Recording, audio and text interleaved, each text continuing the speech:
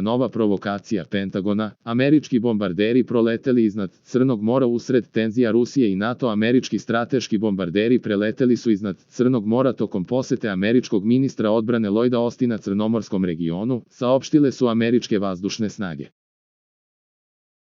Dva bombardera B-1 Lancer izvršila su misiju suprotstavljanja pomorskim sredstvima u saradnji sa saveznicima i partnerima u NATO-u, navodi se u saopštenju.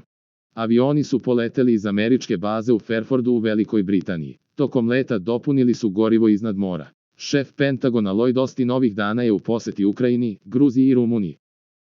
Prošle nedelje je par američkih strateških bombardera B-1B Lancer preleteo iznad Litvanije u blizini granice sa Rusijom. Još jednog bombardera B-1B je u nedelju presreo ruski lovac, presretač MiG-31 i pratio iznad Japanskog mora. U poslednje vreme je aktivnost stranih izviđačkih aviona i bespilotnih letelica u blizini ruskih granica značajno porasla.